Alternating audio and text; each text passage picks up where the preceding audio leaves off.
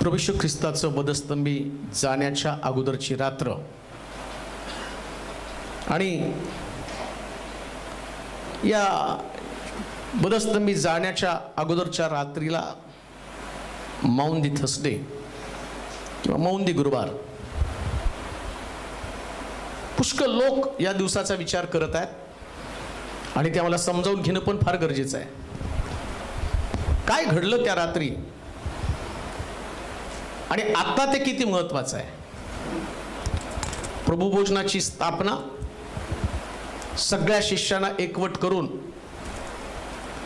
जी प्रभुभोजनाची स्थापना केली आणि ती प्रभुभोजनाची स्थापना करत असताना तो म्हटला, आता इथून पुढं जितक्या वेळा तुम्ही ही भाकर खाल, हा प्याला घ्याल, तितक्यांदा माझ्या स्मरणार्थ तुम्ही हे कराल. ती शेवटची रात्र जी ना, ती पिढ्यानपिढ्या जोपर्यंत ख्रिस्ताचं दुसरं आगमन होत नाही तोपर्यंत त्याचं स्मरण करावं, याच्यासाठी त्या रात्री त्यानं 12 शिष्य एकत्र केले आणि या 12 शिष्यांना एकत्र करून त्यानं शिक्षण त्या ठिकाणामध्ये दिलेलं आहे. मौंदी हा लॅटिन शब्द आहे आणि या शब्दाचा अर्थ आहे शिष्यांना दिलेल्या आज्ञा. मौंदी गुरुवार म्हणजे मौन धरणारा गुरुवार नाही, तर ते आज्ञा ज्या रात्रभर म्हणजे शेवटच्या रात्री शिष्यांना एकत्र बसून त्यांनी काही महत्त्वाच्या आज्ञा दिल्या. त्या आज्ञा देत असताना मग 3.5 वर्षामध्ये त्यानं ते शिकवलं नाही का, मग त्या रात्रीला एवढं महत्त्व काय. त्याला माहिती 3.5 वर्षाच्या शिक्षणानंतर कदाचित ते मधल्या काळात विसरून जातील, पण मृत्यू समयी जर एखादा व्यक्ती बोलतो ना तर त्याचं स्मरण लोक करत असतात की शेवटची त्याची इच्छा आहे. तशी प्रभू येशू ख्रिस्ताची शेवटची उत्कट इच्छा म्हणून हा मौंदी गुरुवार आहे. आणि त्याच्यामध्ये त्या शेवटच्या रात्री काही प्रमुख प्रकारच्या घडामोडी घडलेल्या आहेत आणि ती प्रत्येक घडामोड, प्रत्येक घटना कदाचित आता सुद्धा आमच्या जीवनामध्ये घडत असेल. त्या काळात घडलं म्हणजे संपलं नाहीये. अजून पण आम्ही येशूचे शिष्य या नात्यानं त्यास प्रभू आमच्याकडे पाहतो ना, तस आमच्याकडं याच प्रकारची प्रवृत्ती आहे. लक्षात ठेवा, शिक्षण जे तिथं दिलं जातं. असं आम्ही पाहतो की जर लुकाच्या शुभवर्तमानामध्ये तुम्ही गेला तर त्याच्या 22व्या अध्यायाच्या 7 पासून आणि पुढच्या वचनामध्ये जसं आम्ही पाहिलं की झावळ्याच्या रविवारी त्यांनी यरुशलेमेमध्ये प्रवेश केला आणि वल्हांडणाचा सण, येशू ख्रिस्ताचं वधस्तंभी जाणं म्हणजे वल्हांडणाचा सण साजरा करणं. वल्हांडणाचा यज्ञ प्रभू येशू ख्रिस्तच आहे. तो वल्हांडणाचा सण फार महत्वाचा आहे. कोकरा कापायचा, त्याचं रक्त घ्यायचं, दारबाई कपाळपट्टीवरती लावायचं, त्या कोकऱ्याच्या अर्पणासंबंधीचा नियम आहे. वेशीच्या बाहेर नेऊन त्याला मारायचं आणि प्रभू येशू ख्रिस्ताला आपण यरुशलेमेच्या बाहेर नेऊन त्याला मारलेला आहे. गुलगुता टेकडीवरती त्याला मारलेला आहे. म्हणजे तो वल्हांडणाचा यज्ञ पशु आहे. परंतु लोकांना या मौंदी गुरुवारकडे गेल्यावर त्यांच्याकडे एकच आहे, दृढीकरण. मौंदी गुरुवारला काय दृढीकरण, मौंदी गुरुवारला काय प्रभुभोजन.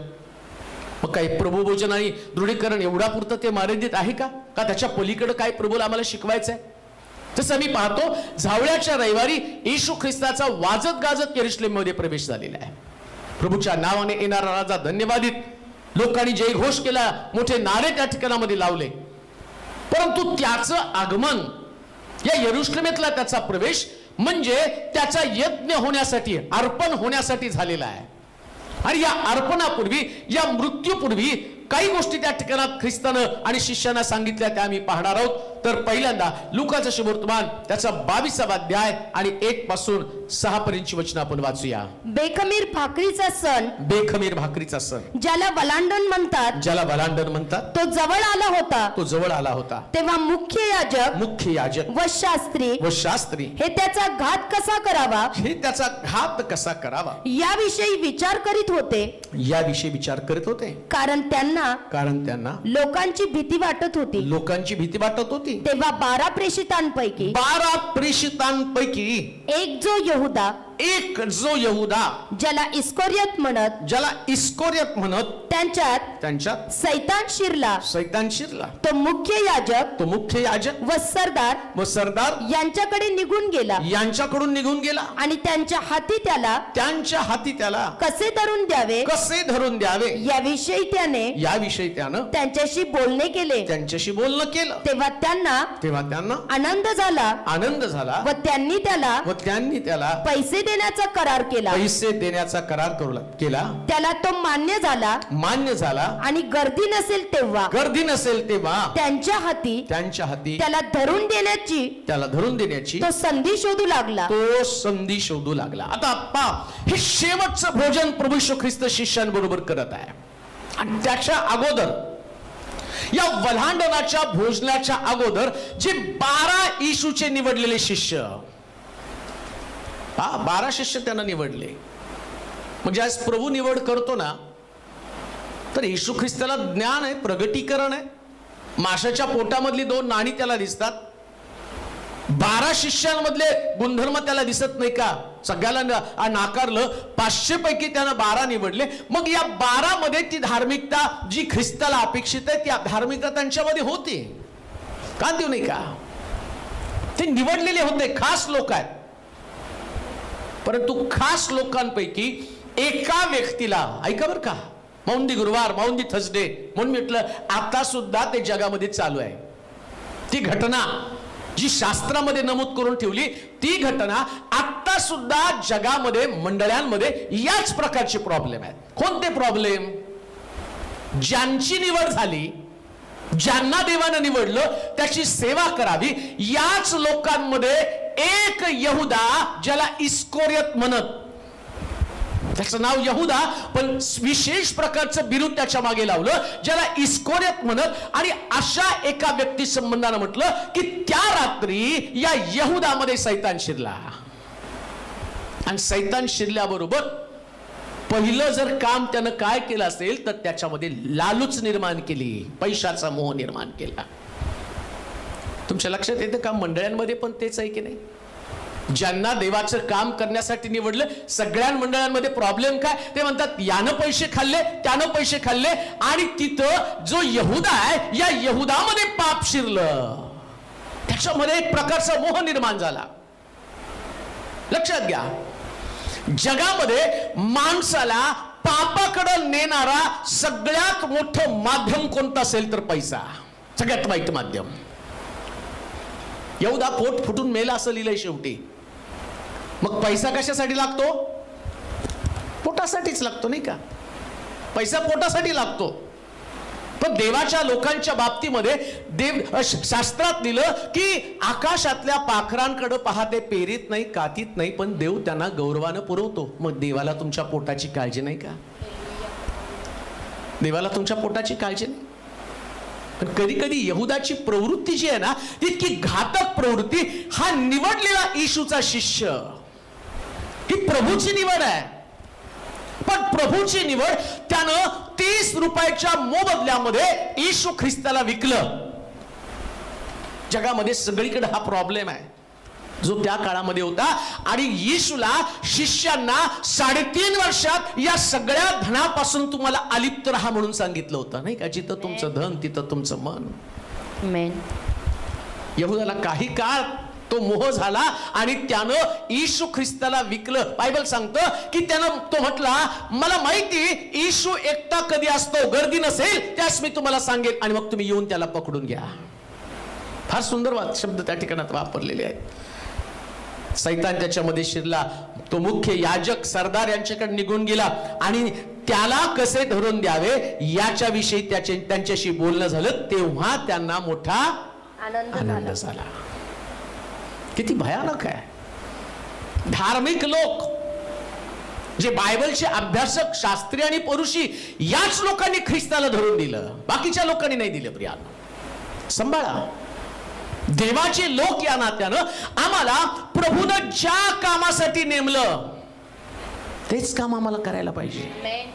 आम्ही फक्त देवाचे विश्वस्त आहेत, आम्ही देवाचे निवडले लोक आहेत. उद्देश काय आमचा? प्रभूची सेवा करावी, प्रभू बरोबर चालावं. आमेन.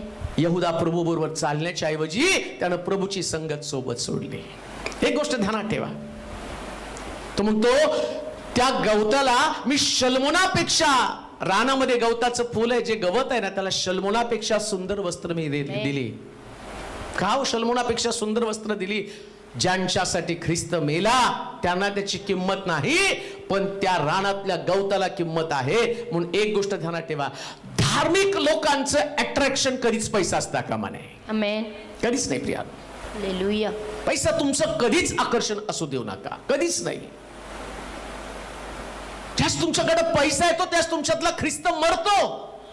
यहुदाकडे 30 रुपये आले आणि ख्रिस्त मेला. या पैशामुळे ख्रिस्ताचा घात झाला. या पैशामुळे ख्रिस्त धरून दिला गेला. तुमच्या जेवढ्या गरजा आहे तेवढ्या गरजा भागवणारा तुमचा देव. आमेन. तेवढ्या तुमच्या गरजा आहे. हालेलुया. तुमचं पोट हा कधी देव बनता कामा नये. बायबल सांगतं पोट हा त्यांचा देव, लाज हे त्यांचं गौरव आणि नाश हा त्यांचा शेवट आहे. जर पोट आमचं दैवत असेल, यहुदाचं दैवत येशू नव्हता, यहुदाचं दैवत आणि त्याचा देव प्रभू येशू ख्रिस्त नव्हता, त्याचं दैवत आता पैसा बनला होता आणि तो पैशाच्या नादी लागला, पण त्या पैशाचा उपयोग त्याला झाला नाही. बायबल सांगतं नंतर त्यानं ते मंदिरात फेकून दिले पैसे. याजकानं, ज्या याजकाने त्याला पैसे दिले त्या याजकाने सुद्धा त्या पैशाला हात लावला नाही, कारण ते म्हटलं हा शापित पैसा आहे. त्यांना कळलं हा यानं ख्रिस्ताला धरून दिलं. तुमच्याही जीवनामध्ये असा प्रसंग कधी पण आला ना, म्हणून जक्कयाचं तारण होण्याचं कारण काय? जक्कय प्रभू येशू ख्रिस्ताला म्हणतो मी कुणाचं कुभांडानं घेतलं असेल चौपट परत करतो, अर्धद्रव्य गरीबाला देतो. त्याचं पैशावरती प्रेम नव्हतं. तो म्हटला पैसा गेला तरी चालेल पण ख्रिस्त आला पाहिजे. काय शिकवतो प्रभू आम्हाला? या मौंद गुरुवारी या प्रभू येशू ख्रिस्ताचं वधस्तंभी जाण्याचं कारण कोण असेल तर पैसा. 30 रुपये हे त्याचं कारण आहे. 30 रुपये हे त्याचं कारण आहे. मला वाटतं मंडळीमध्ये लोकांना जर पैशाचं आकर्षण निघून गेलं, काल कोणीतरी मला सांगितलं एक बाळक आणि मग त्याला लोकांनी रिटायर केलं, पण ते रिटायर होण्याचं सोडलं नाही. ते म्हटले का रिटायर होत नव्हते? 78 पेक्षा जास्त त्यांचं वय. तर त्यांनी सांगितलं जेवढे पाकिट आहेत त्या पाकिटाचा हिशोब ठेवत होते, परंतु जी चिल्लर आहे त्या चिल्लरचा हिशोब त्यांनी ठेवला नाही. आणि मग ती पुष्कळ प्रचंड रक्कम जमा झाली. मग त्या कमिटीमधले लोक आपापसात वाटून घेत होते आणि मग काय झालं, त्या कमिटीने स्वतःची मोठी मोठी घरं बांधली, पुष्कळ प्रॉपर्टी केली. आणि मग त्याच्यानंतर त्या तिथं पाळकांचा वाद चालू झाला. तू नको पाळक, मी नको पाळक. या पैशानं पुन्हा एकदा यहुदाचा जन्म मंडळांमध्ये झाला आणि मंडळांचा नाश होऊ लागला. प्रियांनो, ही परिस्थिती आहे. हा मौंद गुरुवार लॅटिन शब्द ज्याच्या संबंधाने म्हटलं कमांडमेंट. कोणती कमांड, कोणती आज्ञा? या पैशापासून स्वतःला अलिप्त करा. त्या पैशाच्या मोहामध्ये कुणी अडकून पडू नका. कुणाचं कुभांडानं घेऊ नका. कोणाचं कुभांडानं घेऊ नका. किती मोहाचा प्रसंग आला तर लक्षात ठेवा, जी अर्धी भाकर प्रभू तुम्हाला देईल या भाकरीतली ताकद तुम्हाला समजत नाही. म्हणून एलिया ज्या स्त्रीच्या घरी गेला, ती म्हटली बाबा माझ्याकडे कोरभर भाकर आहे आणि ती भाकर खाणार, मी खाणार आणि मरून जाणार. परंतु बायबल सांगतं, तो म्हटला बाई ती भाकर मला आणून दे, तू नंतर तुझ्या मुलाला थाप आणि तू करून खा. आणि शास्त्र सांगतं या कोरभर भाकरीच्या द्वारे नीतीची भाकर आणि याचा परिणाम 3.5 वर्षाचा तिचा दुष्काळ कधी संपला नाही. मौंद गुरुवारी त्या मौंद थर्सडेला झालं काय? काय त्या मौंद गुरुवारी झाली? यहुदानं येशू ख्रिस्ताला 30 रुपयाला धरून दिलं. 30 रुपयासाठी त्याला धरून दिलं. प्रियांनो, म्हणून काही झालं तरी तुमचं पहिला प्रेम कधीच पैसा असता कामा नये. कधीच नाही, कधीच नाही प्रियांनो, कधीच नाही. प्रामाणिक राहा स्वतःविषयी, देवाविषयी. यहुदाचं पोट फुटलं असं लिहिलं पवित्र शास्त्रामध्ये. यहुदा ते पैसे खाऊ शकला नाही. नीतीचं जीवन जगाल ना तर शेवटचा रुपया देखील तुम्ही खाणार आहात. 1 रुपयाचं तुमचं नुकसान होणार नाही. 1 रुपयाचं सुद्धा नुकसान होणार नाही. पण ज्यावेळेस तुमच्यामध्ये ही लालूच येईल, तिथं लिहिले, वाचा बरं ते वचन, यहुदा 3रं वचन. हा, तेव्हा 12 प्रेषितांपैकी एक जो यहुदा, ज्याला इस्करियोत म्हणत त्याच्यात सैतान शिरला. त्याच्यात सैतान शिरला. सैतान शिरला. तो मुख्य याजक व सरदार यांच्याकडे निघून गेला. यांच्याकडे निघून गेला आणि त्यांच्या हाती त्याला कसे धरून द्यावं याविषयी त्यानं त्यांच्याशी बोलणं केलं. तेव्हा त्यांना आनंद झाला व त्यांनी त्याला पैसे देण्याचा करार केला. कसला करार केला? पैसे देण्याचा. ज्या सैतान त्याच्यामध्ये शिरला त्याच्यामध्ये व्यवहार जागा झाला. म्हणून देवाच्या लोकांनी व्यवहारी असता कामा नये. हालेलुया. देवानं जगावर एवढी प्रीती केली, आपला एकुलता एक पुत्र. हे देवाच्या लोकांचं वैशिष्ट्य आहे. ते देणारे लोक आहेत. आमेन. ते देणारे लोक आहेत. ते कधी घेणारे लोक नाहीत. यहुदा येशूचा शिष्य आहे आणि त्यानं पाहिलं सुद्धा प्रभू सगळं देत होता मुद्दामून डोंगरावरती. आणि ते 3 दिवस लोक भुकेले राहिलेले. मग येशू त्या शिष्यांना म्हटलं नाही का, अरे तुमच्याकडच्या भाकरी यांना द्या. पण हे कधी शिकलेच नाही. तो त्या छोट्या मुलांनी आणि शिकवलं त्यांना. त्याने ते 5 भाकरी 2 मासे आणले आणि येशूनं तेवढ्या लोकांना तृप्त केलं. 5000 लोकांना तृप्त केलं. त्या शिष्यांचे डोळे उघडले. मग दुसऱ्यांदा 4000चा जमाव जमला होता. त्या शिष्यांनी 7 भाकरी आणि काही मासे घेऊन आले, कारण त्यांना कळलं देणं फार गरजेचं आहे. पण यहुदा त्यांच्या बरोबर राहून सुद्धा शास्त्रात लिहिलं, जर तुम्ही बायबल वाचलं तर तुम्हाला कळेल, तो नेहमी त्या डबीतले पैसे चोरत होता आणि तो स्वतःजवळ ठेवत होता. त्याची प्रवृत्तीच आहे ती. त्याचा स्वभाव बदललाच नाही. आणि तरी सुद्धा येशूने त्याला शिक्षा केली नाही. मौंज गुरुवारच्या दिवशी एक विशेष प्रकारची गोष्ट मी तुम्हाला सांगतो. एवढं सगळं प्रभूला माहिती असताना सुद्धा, नीट ऐका बरं का, एवढं सगळं प्रभूला माहिती होतं. त्याला माहिती होतं हा डबीतले पैसे चोरतो. परत मी तुम्हाला सांगतो, येशूला माशाच्या पोटात 2 नाणे सापडले. त्याला माहिती होतं. तो म्हटला पेत्राला, जा गळ टाक, एक मासा लागेल, त्याच्या पोटात 2 नाणे सापडतील. मग त्या माशाच्या पोटातली 2 नाणी त्याला दिसली. यहुदाने किती पैसे चोरले हे त्याला दिसलं नाही का, पण त्याला माहितीये हा नाशासाठी योजलेला आहे. हा नाशासाठी योजलेला आहे. म्हणून एक गोष्ट ध्यानात ठेवा, कधीच कोणाविषयी काही बोलू नका. प्रभूनं पण कुठं त्याच्याविषयी चर्चा केली नाही. त्याला माहितीये याचा न्याय होणारच आहे. म्हणून लक्षात ठेवा, जे लोक मला ऐकत आहे फेसबुक, युट्यूब आणि वेगवेगळ्या माध्यमातून, आणि मला तुम्हाला सांगू द्या, चर्च मध्ये तुम्ही जात असताना प्रभूनं जसं सांगितलं तसंच करा. कोण खातं कोण पितं त्याचा हिशोब देव घेणार आहे. बायबल सांगतं यहुदाचं पोट फुटलं तसं त्यांचं पोट फुटून जाणार आहे. म्हणून तुम्ही जजमेंट करू नका. ख्रिस्तानं शेवटच्या रात्री जे केलं तेच तुम्हाला करायचंय. बायबल सांगतं त्यानं सगळ्या शिष्याला एकत्र बसवलं आणि बसल्यानंतर त्याच्या अगोदर तो म्हटला की पहिल्यांदा जाऊन तुम्ही जा आणि समोरच्या गावामध्ये जा आणि तिथं तुला एक सजवलेली माडी सापडेल. आणि 2 शिष्यांना तिथं पाठवलं. कशासाठी माहिती का? वलांडणाचं भोजन करायला. कोणाबरोबर भोजन करणार होता? शिष्यांबरोबर. एक शिष्य त्याला धरून देणार होता, त्याच्याबरोबर भोजन. ठीक आहे, शिष्यांबरोबर भोजन करतो, पण एक धरून देणार होता ना 30 रुपयासाठी. त्याला माहिती होतं हा यार मला 30 रुपयाला विकणार आहे. पण त्याने त्याच्याविषयी राग व्यक्त केला नाही. त्यानं कुठल्याही प्रकारचं एक्सप्रेशन व्यक्त केलं नाही. पण 2 शिष्यांना त्याने सांगितलं, जा एक गावात तुम्ही गेल्याबरोबर त्या गल्लीत गेल्यावर एक मनुष्य खांद्यावरती घागर घेऊन जाताना तुम्हाला दिसेल. ऐका, प्रत्येक गोष्ट किती महत्वाची आहे. हे नंतर आहे प्रभूवचन, पण त्याच्या अगोदर काही गोष्टी करणं गरजेचं आहे. शेवटलं भोजन त्याला म्हटलेले माउंट थर्सडे, मौंज गुरुवार आणि शेवटची रात्र, आणि या शेवटच्या रात्रीतल्या घडामोडी आणि त्याच्यातनं आम्ही स्वतःचं प्रिपरेशन करायचं, तयारी करायची. ही तयारी म्हणजे नुसतं प्रबोधन नाही. शिष्यांनी हेच केलं. त्याने नुसतं प्रबोधन घेतलं. तोंडले भाकर खा, हा द्राक्षरस प्या, हा प्याला प्या. जसं ही भाकर एक आहे तसं तुम्ही एक असावं. त्याची इच्छा होती सगळ्या शिष्याने एक असावं. आणि हे असं त्याला का वाटलं? त्या शेवटच्या रात्री फार घडामोडी घडलेल्या आहेत. शेवटची रात्र, मरणाची रात्र, दुःखाची रात्र, आणि या रात्री पुष्कळ घडामोडी घडल्या. त्याने सांगितलं आणि जा. आणि ते गेल्याबरोबर एक मनुष्य खांद्यावरती घागर घेऊन चाललेला होता. शिष्याने पाहिलं. तो म्हटला त्याच्या मागं जा. मग ज्या घरात तो शिरेल त्या घरामध्ये तुम्ही शिरा. मग तिथला जो घराचा धनी त्याला सांगा. गुरुजींनी विचारलं वलांडाचं भोजन कुठं आहे? मग तो तुम्हाला माडीवर घेऊन जाईल आणि तिथं सजवलेली खोली तुम्हाला सापडेल. हे का तुम्हाला सांगतो माहिती का? येशूला सगळं दिसतंय. सगळं दिसतंय. घागर घेऊन जाणारा दिसतो तुम्हाला, त्याला सजवलेली माडी पण दिसते. आता ईशूला माहिती की ते तिथं गेल्यावर आता तो माणूस त्याच वेळेस कसं पाणी भरायला जाईल, काही दिवसभर तर कोण पाणी भरत नाही, पण त्याच वेळेस कसं पाणी भरायला जाईल.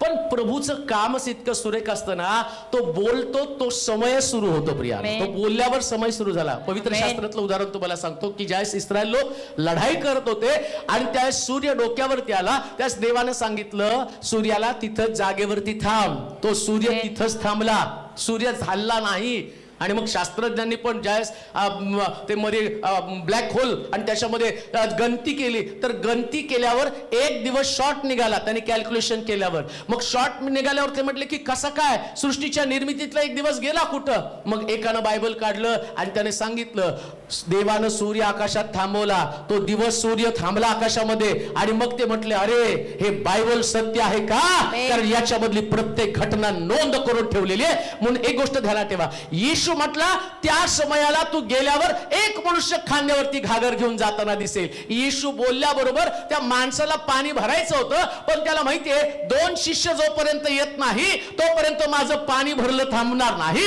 मग ते तिथं गेल्याबरोबर तेवढ्यात त्याला पवित्र आत्म्याने सांगितलं असेल आता पाणी भरायला जा, कारण तू घागर घेऊन जाताना.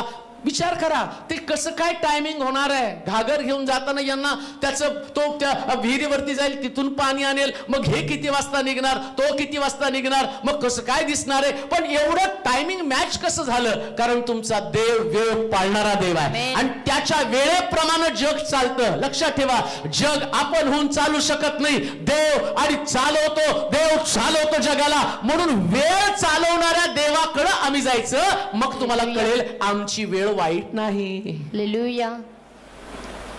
गेला त्यांनी पाहिलं 2 शिष्य आले, त्याच्या माग माग गेले. ज्या घरात ते शिरले त्या घरामध्ये घराचा धनी, घराचा मालक तिथं आला आणि त्याला विचारलं, गुरुजी म्हटले वलांडणाचं भोजन कुठं आहे, कुठं करायचं. येशू म्हटला त्या पद्धतीनं लगेच त्यांना वर घेऊन गेला आणि त्यानं सजवलेली माडीवरती सजवलेली खोली त्यांनी पाहिली. कान देऊ नाही का, प्रभूला शेवटचं भोजन तुमच्या बरोबर करायचं आहे, पण तुमची सजवलेली खोली कुठे आहे. आता प्रकटीकरणाच्या पुस्तकात तो म्हणतो ना, पहा मी द्वाराशी उभा आहे, द्वार ठोकीत आहे, जो कोणी माझी वाणी ऐकतो मी आतमध्ये येईल आणि त्याच्याबरोबर. मग येशूला शेवटचं भोजन शिष्यांबरोबर करायचं होतं, आता त्याला तुमच्यावर भोजन करायचंय. तुमच्या बरोबर त्याला भोजन करायचंय. आणि ज्यावेळेस तुम्हाला तुमच्या बरोबर त्याला भोजन करायचंय, तर हे भोजन करत असताना प्रभूला जर त्या भोजन तुमच्या बरोबर करायचंय, तर भोजन असं तसं नाही करणार, आहे तसं त्या खोलीमध्ये नाही करणार. तर पहिल्यांदा खोलीची स्वच्छता व्हायला पाहिजे, खोलीचं डेकोरेशन व्हायला पाहिजे, सजवली गेली पाहिजे खोली. आणि आम्ही सुद्धा आमचं हृदय, आमचं अंतःकरण, आमचं जीवन, आमचा स्वभाव, आमची प्रवृत्ती, आमचे विचार या सगळ्याला सजवणं गरजेचं आहे. जोपर्यंत त्याच्यामध्ये सजवणं होत नाही ना, डेकोरेशन होत नाही, जोपर्यंत या खोलीला आणि चांगली रूपरेषा दिली जात नाही. तुझं शरीर हे जिवंत देवाचं मंदिर आहे, त्या देवाचा आत्मा वास करतो हे तुला ठाऊक नाही का. अहो या खोलीमध्ये तर देव राहतो, प्रभू राहतो, त्याला भोजन करायचंय. मग याच्यातला राग काढला पाहिजे, याच्यातला द्वेष काढला पाहिजे. आणि खोली सजवायची कशी सजवणार खोली. मग पवित्र शास्त्र सांगतं तुमच्या खोलीला सजवण्यासाठी तुम्हाला गाईडलाईन कोणीतरी देणार आहे. कोण गाईडलाईन देणार आहे? पवित्र आत्मा. आत्म्याच्या द्वारे निष्पन्न होणारं फळ गलतीकराच्या पत्रात सांगितल्याप्रमाणे शांती, प्रीती, आनंद, सहनशीलता, ममता, चांगुलपणा, इंद्रिय दमन, या सगळ्या असणाऱ्या गोष्टी, हे एक एक फळ ज्यास तुमच्या बरोबर येशूला जेवायचंय. अहो घरामध्ये जेवायला जर मला तुम्ही बोलवलं ना, तर तुम्ही तुमचं घर एकदम स्वच्छ टापटीप करून, भांडत नाही बसत तिथं सगळं. तुम्हाला बोलवल्यावर मग तुम्ही काय करणार, सीडी देवाची आणणार, कारण पाळक साहेब आले म्हणजे त्यांना कळलं पाहिजे आमच्या घरामध्ये पिक्चरचे नाही देवाचीच गाणी लावतो, नाही का. पाळक गेल्यावर मग टीव्ही सिरियल, मग सिनेमा. पण घाण झालं तुमचं घर. 24 तास प्रभू तुमच्याकडे आहे हे लक्षात ठेवा. 24 आवर्स, 24 आवर्स प्रभू तुमच्या बरोबर आहे. म्हणून तर म्हटलं आत्म्याच्या द्वारे निष्पन्न होणार फळ संयम, कंट्रोल. ती खोली सजवायला पाहिजे, काढून टाकलं पाहिजे द्वेष, मत्सर, राग, व्यसन, खाणे, सगळ्या गोष्टी ज्या प्रभूला पसंत नाही त्या काढून टाकल्या पाहिजे. वासना काढून टाकली पाहिजे. अशुद्धपण, देहाची लालसा, आणि त्याच्यामध्ये काय केलं पाहिजे? डेकोरेशन कसलं असणार आहे? शांती आहे, प्रीती आहे, आनंद आहे, सहनशीलता आहे, ममता आहे, चांगुलपण आहे, रुसणं फुगणं नाही त्याच्यामध्ये, द्वेष भावना नाही, स्पर्धा नाही, ईर्ष्या नाही. फार सुंदर आहे बरं का हे. येशूच्या शिष्यांमध्ये सगळ्यात मोठा प्रॉब्लेम काय होता का? 3.5 वर्षामध्ये त्यांनी सांगितलं, आता काही वेळानंतर मनुष्याचा पुत्र पापी लोकांच्या हाती धरून दिला जाणार आहे. मी जास्ती वाचत होतो ना, वाचता वाचता मला वाटतं त्याच्याकडे आपण जाऊया. लुकाचं शुभवर्तमान आणि त्याचा 22वा अध्याय आणि त्याची 24 पासून काही वचनं पहा. शेवटच्या रात्री काय घडलं ते वाचूया. का डेकोरेशन करणं गरजेचं आहे, खोली सजवणं का गरजेचं आहे, वाचा. आणखी आपणामध्ये कोण मोठा मानला जात आहे, कोण मोठा मानला जात आहे याविषयीही त्यांच्यामध्ये वाद झाला. कुणामुळे वाद झाला? शिष्यांना. आणि 14व्या वचनामध्ये टायटल काय वरती? शेवटले भोजन. काय हो? शेवटले म्हणजे शेवटलं भोजन म्हणजे कोणतं भोजन? प्रभू भोजन. आणि प्रभू भोजन चालू आहे, प्रभोजन झालं, भाकर दिली, द्राक्षरस दिला, आणि इकडं शिष्यांमध्ये भांडण कशासाठी आहे? आपणामध्ये कोण मोठा मानला जात आहे. काय प्रॉब्लेम आहे शिष्यांचा? शेवटची रात्र, आणि या शेवटच्या रात्री शिष्यांमध्ये कोणता प्रॉब्लेम आहे? तर त्यांच्यामध्ये मोठेपणासाठी भांडण आहे. कोण मोठं, कोण पुढारी, कोणाला मानाची जागा, कोण आणि कोणाला जास्त विचारलं जावं, कोण, आणि त्यांच्या या शिष्यांमध्ये मोठेपणासाठी भांडण आहे. मग आज काय जगामध्ये चाललंय, मंडळांमध्ये आज काय आहे? म्हणतो म्हटलं शेवटची रात्र, त्याच म्हटलं शिक्षण घेणं गरजेचं आहे. का घेणं गरजेचं आहे? त्या रात्री सुद्धा तेच आहे. आता ख्रिस्त वधस्तंभी दिला जाणार आहे. 3.5 वर्ष त्यांना शिक्षण दिलं. अजूनही लोक वर्षानुवर्ष देवाचं वचन ऐकत आहे, पण त्यांच्यामध्ये मोठेपणासाठी भांडण आहे. पण लक्षात ठेवा, येशूने फार सुंदर म्हटलं तिथं, वाचा बरं, तो काय सांगतो शिष्यांना. आणखी आपणामध्ये कोण मोठा मानला जात आहे, याविषयी सुद्धा त्यांच्यामध्ये वाद झाला. तेव्हा त्याने त्याला म्हटलं परराष्ट्रीयांचे राजे त्यांच्यावर प्रभुत्व करीतात. अहो, येशूला त्यांना आठवण करून द्यावी लागली. अरे हे बाहेरच्या जगामध्ये चालतं, शिष्यांमध्ये ते कधी असता कामा नये. आमेन. शिष्यांमध्ये ते कधीच असता कामा नये. तुमच्या कशाला ईर्ष्या, कशाला तुमच्यामध्ये स्पर्धा? म्हणून ही आदली रात्र ही शिक्षणाची रात्र आहे, आणि ते शिष्यांना शिक्षण देतो, बाकी जगातल्या लोकांना नाही, परराष्ट्रीय लोकांना नाही. 12 शिष्याला एकत्र करून तो सांगत आहे, हे मेज तुमच्या समोर ठेवलेला आहे, ही भाकर तुमच्यासाठी, हे शरीर आणि हा प्याला तुमच्यासाठी. आणि तो म्हणतो जशी भाकर एक आहे, एका भाकरीतनं मी सगळ्याला दिलं, तसं तो म्हणतो तुम्ही एक असायला पाहिजे. एक. पण शिष्यांमध्ये त्या रात्री वाद चालू होते. किती भयानक गोष्ट नाही का?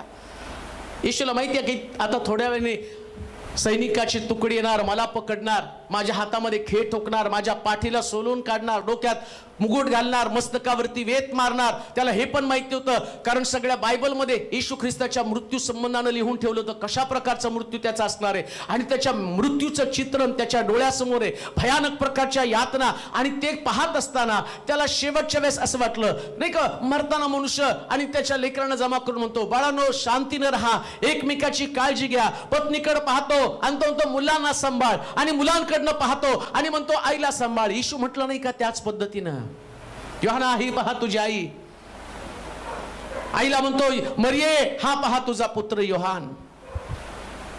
त्यानं मरताना सुद्धा तीच गोष्ट केली. आता शिष्यांच्या बाबतीमध्ये मात्र त्याचं मन दुःखी झालं. का? कारण शिष्यांना त्याला असं वाटलं की त्यांनी एक असावं. आणि त्याची प्रार्थना जर तुम्ही बघितली ना, शेवटच्या रात्रीची देवाजवळ प्रार्थना करताना तो काय म्हणतो, जसा तू आणि मी एक आहे ना, तसं यांनी एक असावं, ही त्याची प्रार्थना आहे. त्यांच्यामधलं ऐक्य कधी तुटू देऊ नकोस. पण अजून ख्रिस्त वधस्तंभी जायचंय, मरायचंय, त्याच्या अगोदर त्यांच्यामध्ये प्रतिष्ठा, त्यांच्यामध्ये वादविवाद, त्यांच्यामध्ये मोठेपणाची भांडणं. आणि बायबल सांगतं शेवटी येशूला त्यांना समजावून सांगावं लागलं काय, अरे हे परराष्ट्रीय लोक करतात, म्हणून ख्रिस्ती मंडळीमध्ये हे कधीच असता कामा नये. या मंडळीचा प्रमुख कोण असेल तर फक्त प्रभू येशू ख्रिस्त, त्यालाच मानाचं असतं. हालेलुया. त्यालाच फक्त मानाचं स्थान. काय म्हटलं येशू पुढे वाचा. तेव्हा त्याने त्यांना म्हटले, त्यानं त्याला फार सुंदर वाचा. तो काय म्हटला त्यांना? हा, परराष्ट्रीयांचे राजे, परराष्ट्रीयांचे राजे त्यांच्यावर प्रभुत्व करीतात, त्यांच्यावर प्रभुत्व करतात, आणि जे त्यांच्यावर अधिकार गाजवतात त्यांना ते परोपकारी असे म्हणतात. त्यांना ते परोपकारी असं म्हणतात. परंतु तुम्ही तसे नसावे. तुम्ही तसं नसावे म्हणजे कसं? अधिकार गाजवणार. हालेलुया. अधिकार गाजवणार नसावं. मग कसं असावं? अधिकार गाजवलं. राजे जर त्या ठिकाणामध्ये अधिकार गाजवत आहे. पहा, आता एक छोटंसं उदाहरण तुम्हाला सांगतो. आता पेट्रोल किती हो आपलं? 125 रुपये लिटर आहे की नाही? 125 रुपये लिटर पेट्रोल आहे. पेट्रोल ज्यावेळेस सरकार आलं त्यावेळेस होतं 70 रुपये. आता किती झालं? 125. एकदम एवढं वाढलेलं आहे. मग वाढवणारा कोण व्यक्ती? जो अधिकारी आहे, देशाचे पंतप्रधान. त्यानंतर आम्ही पाहतो की ज्यांच्याकडे अर्थ खातं आहे त्यांनी नियोजन करून तेवढं पेट्रोल वाढवलं. मग आता 125 रुपये पेट्रोल वाढलं. लोक खूप त्रासून गेले. महागाईत बजेट कोलमडलं. सगळं काही झालं. आणि तेवढ्यामध्ये 125 रुपये 130 रुपये 135 रुपये झालं. आणि त्याच्यानंतर 5 रुपये कमी केलं. लोक खुश. पण आधी होतं केवढ्याला? मग लोकांना काय वाटतं? राजाने आमच्यावरती. पण राजा तर जुलमी आहे. कारण तुमची कपॅसिटी तेवढी नाही. त्यांनी वाढू ठेवलं आणि तशाच पद्धतीचा अधिकार गाजवत आहे. आणि तो त्याच्यासारखं तुम्ही झालेला आहात. त्याच्यासारखं तुम्ही झालेला आहात. मग तो काय म्हटलं माहिती का? तर तुम्ही त्यांच्यासारखं नसावं. मग कसं असावं? कसं असावं? वाचा बरं. कसं असावं? परंतु तुम्ही तसे नसावे. तसे नसावं. तर तुम्हामध्ये जो मोठा तो धाकट्यासारखा. मोठा आहे त्यानं कसं असावं? धाकट्यासारखा. मोठा आहे त्यानं कसं असावं? धाकट्यासारखा. म्हणजे धाकट्याला सगळ्या गोष्टी नंतर, मोठ्याला सगळ्या गोष्टी. मोठ्यामध्ये पहिला भाग त्यालाच, जास्तीचा भाग त्याला. वाटणीत पण नाही का धाकट्याला म्हणतात तू लहान आहे, तो मोठा आहे, तो मोठा आहे. तो असंच राहायला पाहिजे. लक्षात ठेवा, मंडळीमध्ये, चर्चमध्ये, शिष्यांमध्ये ते वैशिष्ट्य आलं पाहिजे. कोणतं? मी मोठा आहे पण मी धाकटा आहे. मी सगळ्यात लहान आहे. ही गोष्ट शिष्यांना त्या दिवशी ईश्वरने समजावून सांगितली. मरताना सुद्धा आता अंतिम समय आला, विदाईचा समय आला, आता वदस्त मी जाण्याचा समय आला. पण जाता जाता यांच्या वादामुळे त्यांना शिक्षण द्यावं लागलं. अरे जो मोठा आहे ना त्याने नेहमीच लहान राहायला पाहिजे. मोठं बनण्याचा प्रयत्न कधी करू नका. स्वतःविषयी रिस्पेक्ट, स्वतःविषयीचा आदर हे कधीच त्याच्यामध्ये शोधू नका.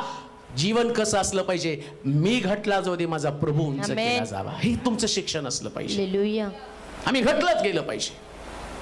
आमचा ऱ्हास व्हायला पाहिजे. जसा ख्रिस्त आणि वधस्तंभावर देताना त्यानं स्वतःचं सगळं शरीर देऊन टाकलं. सगळा अधिकार त्यानं तुम्हाला देऊन टाकला. तुम्हाला माहिती का? येशू ख्रिस्त कबरेत 3 दिवस राहिला आणि 3ऱ्या दिवशी तो पुन्हा उठला. आणि जाताना तो म्हटला अधिकाराच्या चाव्या मी तुमच्या हातामध्ये देऊन. म्हणजे अधिकार पण त्याने आम्हाला दिला. शेवटी जाताना काहीच ठेवलं नाही आपल्याकडं. हालेलुया. तर आता जे काही तुम्ही बांधाल ते बांधलं जाईल, जे मोकळं कराल ते मोकळं केलं जाईल. त्यांनी अधिकार पण आमच्या हातामध्ये देऊन टाकलेला आहे. सगळं काही त्याने आपल्या हातात दिलेलं आहे. आज ख्रिस्ती व्यक्तीला, विश्वासणाऱ्या व्यक्तीला याची गरज आहे. शिष्यांमध्ये ती क्वालिटी निर्माण व्हावी. या मौंदी गुरुवारला मौंदी थर्सडे म्हणण्याचं कारण काय? त्यांनी कमांडमेंट दिली, आज्ञा दिली. कोणती आज्ञा? मोठा आहे त्यानं धाकट्यासारखं बनावं. व जो पुढारी तो सेवा करणाऱ्यासारखा असावा. पुढारी कशासारखा असावा? सेवा करणाऱ्यासारखा असावा. मोठा कोण? आता येशू विचारतो बघ, मोठा कोण? भोजनास बसणारा किंवा सेवा करणारा. भोजनास बसणारा की नाही. मी तर तुम्हामध्ये सेवा करणाऱ्यासारखा आहे. मी तुम्हामध्ये कशासारखा आहे? सेवा करणाऱ्यासारखा. जे खुर्चीवरची बसतात ना, मी त्यांच्यासारखा नाही. मग कोणासारखा? मग शिष्यांचे. मग भोजन करण्याच्या अगोदर हे सगळं प्रॅक्टिकल त्यानं दिला, डेमो. मला वाटतं त्याच्या आधी ते वचन वाचा म्हणजे तुम्हाला कळेल. हे वाचलं आपण. ते किती वचन आहे? 24. जरा 14 वचन वाचा बरं. नंतर वेळ आली तेव्हा तो जेवावयास बसला व त्याच्याबरोबर प्रेषितही बसले. प्रेषित पण बसले. तेव्हा तो त्यांना म्हणाला, म्हणाला, मी दुःख भोगण्यापूर्वी हे वलांडनाचे भोजन, शेवटचं वलांडनाचं भोजन तुम्हा बरोबर करावे ही माझी फार उत्कट इच्छा होती. कारण मी तुम्हाला सांगतो की देवाच्या राज्यात हे पूर्ण होईपर्यंत मी हे भोजन पुन्हा करणार नाही. आता जर तुम्ही अजून दुसऱ्या ठिकाणात वाचलं तर तुम्हाला कळेल, या शिष्यांना त्यानं वलांडनाच्या भोजनाला बसवलं. आणि बिफोर दॅट, त्याच्या अगोदर काय केलं त्यानं? या 12 शिष्यांना तिथं बसवलं आणि बसवल्यावरती तो स्वतः एक भांडं आणलं आणि कमरेवरती रुमाल लावला आणि त्यानं काय केलं तर सगळ्या शिष्यांचे पाय धुवायला सुरुवात केली. मग हे सगळं बघून सुद्धा त्यांच्यामध्ये भांडण कशासाठी आहे? म्हणजे किती रगील ते शिष्य होते. एवढं बघून, एवढं सगळं पाहून तो म्हणतो, मी गुरु असून सुद्धा तुमचे पाय धुतले. कशासाठी? तर तुम्ही हेच केलं पाहिजे. ही कमांडमेंट आहे. हा मौंद्य गुरुवार आहे. मौंद्य गुरुवार म्हणजे दृढीकरण नाही. मौंद्य गुरुवार म्हणजे नुसतं प्रभुभोजन नाही. मौंद्य गुरुवारी प्रभूची सगळ्यात मोठी आज्ञा कोणती? तर तुम्ही नम्र व्हावं. जसा मी नम्र झालो तसं तुम्ही नम्र व्हायला पाहिजे. नम्र होणं गरजेचं आहे. प्रभुभोजन देण्याच्या अगोदर कान देऊ नये का? प्रभुभोजन देण्याच्या अगोदर त्यानं सगळ्या शिष्यांचे पाय धुतले. पेत्राला वाईट वाटलं. सगळे शिष्य पाय धुवून घेतात आणि पाय धुताना यहुदाचा असं लिहिलंय, त्यानं यहुदाचे सुद्धा पाय धुतले. यहुदाचे सुद्धा. या यहुदाचे सुद्धा हा जो शब्द आहे ना, हे कमांडमेंट आहे. ही एक आज्ञा आहे. कोणती आज्ञा? तुमच्यावरती प्रेम करणाऱ्या लोकांसमोर नम्र तर व्हाच व्हा, पण जे तुम्हाला धरून देणार आहेत त्यांच्या समोर सुद्धा नम्र व्हा. त्यांच्या समोर पण तुम्हाला नम्र व्हायला पाहिजे. पेत्र उराशी बसणारा, प्रेम करणारा, येशूच्या जवळ राहणारा, प्रभूला कधी न सोडणारा. काही लोक तुम्हाला कधी न सोडणारे लोक आहेत, पण काही लोक तुम्हाला विकणारे लोक आहेत. पण जर ख्रिस्ताचं चरित्र तुम्हाला समजलं आणि जर तुम्हाला बायबल समजलं ना, तर बायबल मधला ख्रिस्त तुम्हाला हेच सांगतो, जसं मी केलं तसं तुम्ही करा. त्यातली रात्र तो माउंट द थर्सडे ज्याच्या संबंधानं म्हटलं ती कमांडमेंट, ती आज्ञा. कोणती आज्ञा? कोणती आज्ञा त्यांनी दिली? त्याला शिष्यांचे पाय धुतले आणि तो म्हटला, मी गुरु असून तुमचे पाय धुतो, मग तुम्ही एकमेकांचे पाय का धुत नाही? माझी पण इच्छा होती आज आपण एकमेकांचे पाय धुवावं, पण जमत नाही मला. पुन्हा बऱ्याच गोष्टी असल्या कारणानं वेळेच्या आधी आपल्याला राहावं लागतं, पण ते करणार आहे एकदा आपण, कारण तो प्रसंगच इतका सुंदर आहे. काय सुंदर आहे. 12 शिष्य टेबलवरती बसलेले आहेत आणि प्रभूला माहिती आहे आता ती शेवटची रात्र आहे. त्याच्यानंतर काही तासानं मला पकडण्यासाठी लोक येणार आहे आणि अशा मृत्यूच्या बंधनामध्ये अडकणारा ख्रिस्त, मृत्यूकडे आणि चाललेला ख्रिस्त, पण तो जाता जाता अशा प्रकारची महत्वाची गोष्ट करतो की जी कायमस्वरूपी आमच्या लक्षामध्ये राहायला पाहिजे. तुमच्या लक्षात येतं का? कधी कधी एखादा व्यक्ती मरतो ना, त्याच नंतर अहो काल तर त्याने आणि मी एका ठिकाणी बसून चहा पिलो, खूप गोड बोलत होता. ती शेवटची घटना तुम्ही एवढी नोंद करून ठेवता ना, कोण दिसेल कोण त्या व्यक्तीविषयीची चर्चा करेल ना, त्याच तुम्ही त्याच्याविषयी सांगता. अहो एवढं छान ना, तेव्हा माझ्याशी बोलला आणि त्याला स्वतः मला पाणी आणून दिलं. या सगळ्या गोष्टी तुम्ही लोकांना आठवून सांगता का? कारण मृत्यूपूर्वी झालेल्या घटना या एवढ्या काही लक्षामध्ये राहतात आणि त्याची चर्चा होती. मग ख्रिस्ताची मृत्यूपूर्वीची घटनेची चर्चा किती लोकांनी केलेली आहे? त्यांनी फक्त म्हटलं की नाही आज मौंदी गुरुवार आहे आणि आज दृढीकरण झालं पाहिजे, आज मौंदी गुरुवार आहे, मग आज प्रभुभोजन झालं पाहिजे. बस. काय लोकांचं आज मौंदी गुरुवार म्हणजे प्रभुभोजन असतं. मौंदी गुरुवार म्हणजे काय? तिथे जायचं आणि तो जो पवित्र सप्ताह आहे त्या सप्ताहातला एक दिवस म्हणजे मौंदी गुरुवार. मला तर पूर्ण मी मागच बोललो होतो, एक सप्ताहच आपल्याला प्रत्येक घटना टप्प्याटप्प्यानं काय घडली ते सगळं आपल्याला शिकायला पाहिजे. पण कधी जर प्रभू आलं, मला जर कुठं जाता नाही आलं तर नक्कीच आपण ते करणार आहोत. आठवडाभर तसं बघितलं तर महिना सुद्धा पुरणार नाही की सगळं आपण ते शिकत एक दिवसाची आठवण करून मग तुम्हाला खरा ख्रिस्त समजणार आहे. मग तुम्ही प्रॅक्टिकली येशूचे अनुयायी तुम्ही बनाल. परंतु आदल्या रात्री जे घडलं ना, त्यानं शिष्यांचे पाय धुतले आणि त्यानं दाखवून दिलं. अशी नम्रता असली पाहिजे. आणि मग पेत्राला सुद्धा त्या ठिकाणामध्ये त्याने पाय धुतल्यावर पेत्र म्हणतो, प्रभूजी माझे नका धुना, मी तेवढ्या योग्यतेचा नाही. एक गोष्ट ध्यानात ठेवा, शिष्य या नात्यानं पेत्रासारखं कन्फेशन दिलं पाहिजे. हालेलुया. मी तेवढ्या योग्यतेचा एका शिष्याने बोललं नाही बरं का. आदली रात्र खूप महत्वाची आहे. आदली रात्र एवढी इम्पॉर्टंट, एवढी महत्वाची आहे ना. तो त्या पेत्राकडं, या पेत्राचे पाय धुवायला आल्यावर बाकीच्या सगळ्या शिष्यांनी पाय धुवून घेतले. त्यांना असं वाटलं तेवढे आम्ही केपेबल आहोत. येशूनं पाय धुवावेत हे आमचं सौभाग्य, म्हणून त्याला काही वाटलं नाही. त्याला असं वाटलं की कदाचित देवाच्या दृष्टिकोनातनं आम्ही खूप चांगल्या प्रकारची सेवा करतो, आम्ही खूप चांगले आहोत. ज्या अर्थी येशू आमचे पाय धुतो ना, येशू आमचं कौतुक करतो ना, आणि मग त्या ठिकाणामध्ये आमची सेवा येशूच्या लक्षामध्ये आली असेल, आमचं महत्व येशूच्या लक्षामध्ये आलं असेल. महत्व नाही हो, त्यांना तुम्हाला तो महत्व पटवून देत होता. अरे सेवकानं असं असलं पाहिजे, इतकं नम्र असलं पाहिजे. हालेलुया. पेत्रला ते कळालं. पेत्र म्हणतो प्रभूजी माझे पाय धुवू नका, मी तेवढ्या योग्यतेचा नाही. पण त्याच्यात पण येशूने त्याला शिक्षण दिलं. अरे तसं नाही, जर मी तुझे पाय धुतले नाही तर तुला देवाच्या राज्यामध्ये प्रवेश नाही, वाटा नाही. दोन गोष्टी शिकायच्या. नम्र झाल्याशिवाय कोणी देवाच्या राज्यात जाऊ शकत नाही बरं का. सगळ्यात मोठा अडखण आहे अहंकार, मीपणा. तो मीपणा जोपर्यंत जात नाही तोपर्यंत आम्ही देवाच्या राज्यात प्रवेश करू शकत नाही. मग किती तुम्ही धार्मिक असा, किती तुम्ही नीतिमान असा. नीतिमत्व म्हणजे नुसती प्रार्थना नाही, नीतिमत्व म्हणजे प्रीचिंग नाही. नीतिमत्व हा तुमचा स्वभाव, तुमची नम्रता हे तुमचं नीतिमत्व आहे. नम्रता म्हणजे नीतिमत्व. एकमेकासमोर नम्रच व्हायला पाहिजे. म्हणून तोडला अधिकार गाजवणारे परराष्ट्रीय.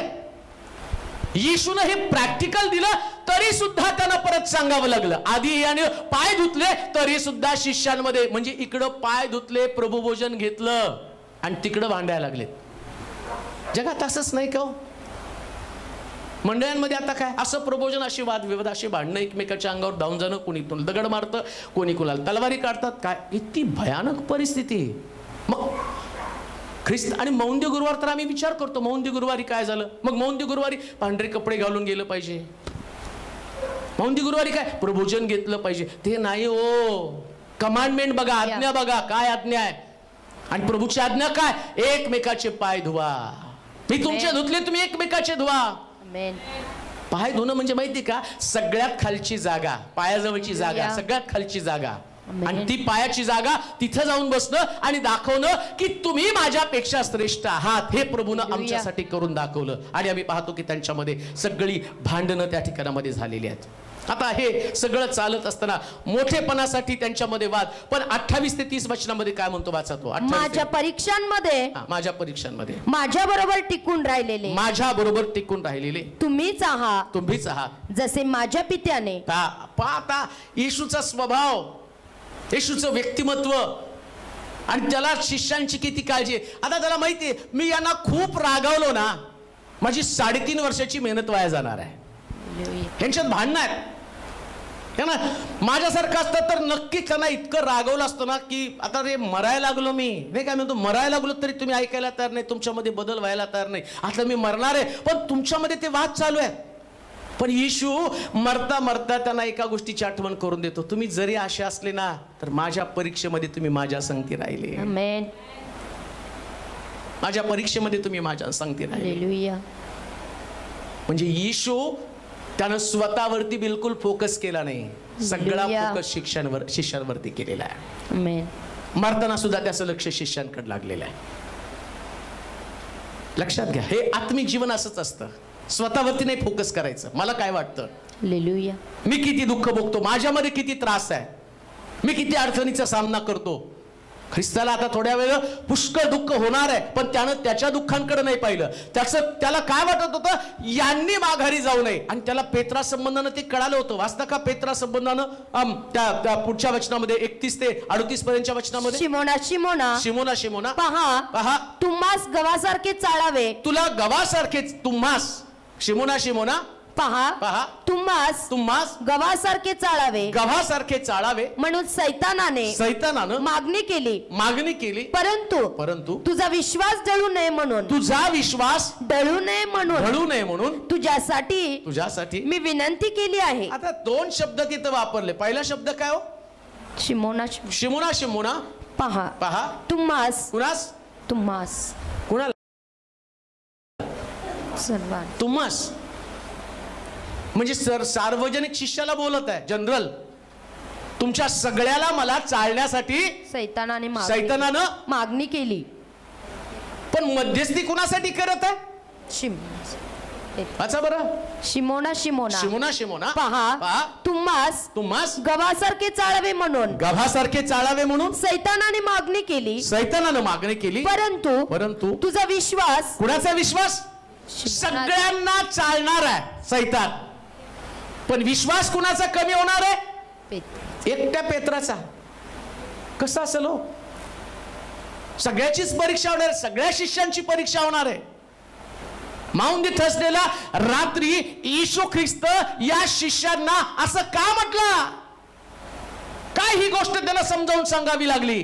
त्याचं कारणच आहे जे आता मी वाचलं ना या वाचनामध्ये, आणि मोठेपणासाठी 24 ते 30 पर्यंतच्या याच्या गोष्टीमध्ये आम्ही पाहिलं की ज्यास त्यांच्यामध्ये मोठेपणासाठी वाद निर्माण झाला, त्यास येशूने त्यांना सांगितलं, अरे मोठेपणासाठी वाद झाला की सैतान तुम्हाला चालणार आहे, तुमची परीक्षा होणार आहे. मोठेपणासाठी जिथं जिथं वाद आहेत मंडळांमध्ये तिथं सगळ्यांना चालणार आहे, पण त्याच्यामध्ये एकच व्यक्ती अशी असेल. लक्षात ठेवा, एकच व्यक्ती. या एक व्यक्तीचं महत्व प्रभूला माहिती आहे. याची परीक्षा होईल, पण हा जर पडला ना तर मोठी सेवा पडणार आहे. नीट ऐका, मोठी सेवा पडणार आहे. प्रभूला माहिती होतं. तो म्हटलं तू म्हातारा होशील ना पेत्रा, आणि तू तरुणपणी तुझ्या मनाला येईल तेव्हा जिकडे पाहिजे तिकडे सेवा करत राहशील.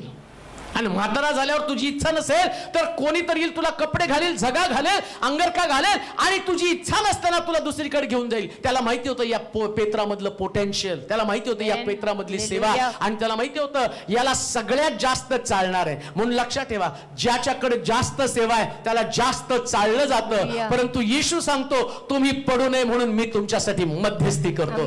तुमच्यासाठी मध्यस्थी करतो का? कारण तुम्ही जर पडला तर सेवा पडणार आहे. पुष्कळ आत्म्यांचं तारण गमावलं जाणार आहे. त्याला माहिती होतं 3000 लोकांचं तारण, हा पेत्र उभा राहील, 3000 लोकांचं तारण होईल. येशू ख्रिस्त पुनरुत्थान आणि मेला आणि तो पुन्हा उठला, आणि त्याच्यानंतर आम्ही पाहतो पेत्र पुन्हा जाळ्या घेऊन माघारी गेला होता, पण येशूने त्याला पुन्हा दाखवलं आणि पुन्हा त्याला दर्शन दिलं, आणि दर्शनानं त्याला पुन्हा सेवेकडे आणलं. आता पेत्र पहिल्यासारखा नव्हता, कारण येशूने त्याला त्या रात्री, त्या शेवटच्या रात्री सांगितलेली गोष्ट त्याला आठवली. पेत्रा, आणि तुझा विश्वास ढळू नये म्हणून मी तुझ्यासाठी रदबदली करेल, मी तुझ्यासाठी प्रार्थना करेल. जो पेत्र जाळं घेऊन पुन्हा मासे धरण्यासाठी गेला होता, पण येशूने त्याला सांगितलं होतं त्या रात्रीची गोष्ट. माउंट द थर्सडेला त्याला अभिवचन दिलं होतं, आणि ते अभिवचन कोणतं होतं? मी तुझ्यासाठी मध्यस्थी करेल, मी तुझ्यासाठी मध्यस्थी करेल, मी तुला पुन्हा उभा करेल. आणि ते अभिवचन पूर्ण झालं, आणि त्या अभिवचनाकडे आज मंडळीचं लक्ष नाही. असे पेत्र जे पडत आहेत, जे नाकारत आहेत ख्रिस्ताला, ज्यांची परीक्षा होत आहे, परंतु त्या परीक्षेमध्ये आज जर कोणी अशा प्रकारच्या पेत्रासारख्या स्वभावाचा व्यक्ती असेल ना, प्रभू त्याला आठवण करून देत आहे, मी पुन्हा एकदा तुला उभा करेल, आणि मी पुन्हा एकदा तुला उभा करेल. जसं तो म्हणतो सैतानाने तुला चालण्यासाठी, तुम्हाला चालण्यासाठी मला मागून घेतलं. वाचा बरोबर. शिमोना पहा तुम्हास गव्हासारखे चाळावे म्हणून सैतानाने मागणी केली. परंतु तुझा विश्वास ढळू नये म्हणून तुझ्यासाठी मी विनंती केली आहे. माउंट द थर्सडेला प्रभूनं पेत्राला एक सांत्वनपर वचन दिलं, बोधपर सल्ला दिला. चाळणीच्या अनुभवात तू जाशील, पण मध्यस्थी मात्र मी करेन. म्हणजे शेवटपर्यंत त्याचं लक्ष त्याच्या यातनेकडे नाहीच आहे. हालेलुया. तर त्याचं लक्ष पेत्राकडं आणि त्या असणाऱ्या 10 शिष्यांकडे. 11वा त्याला माहिती हा धरून देणार आहे, आणि त्याच्या संबंधानं म्हटलं की तो जन्माला नसता आला तर बरं झालं असतं. का? कारण तो आणि त्याची जी वाताहत होणार आहे, आणि ती वाताहत मला वाटतं 22 वचन वाचा म्हणजे तुम्हाला समजेल. हा, मनुष्याचा पुत्र ठरल्याप्रमाणे धरून जातो खरा, परंतु ज्याच्या हातून तो धरून दिला जातो त्या माणसाची केवढी दुर्दशा होणार. 3 कॅरेक्टर, 10, 1 आणि 1. 10 शिष्य, 1 आणि 1 जो आहे तो कोण आहे?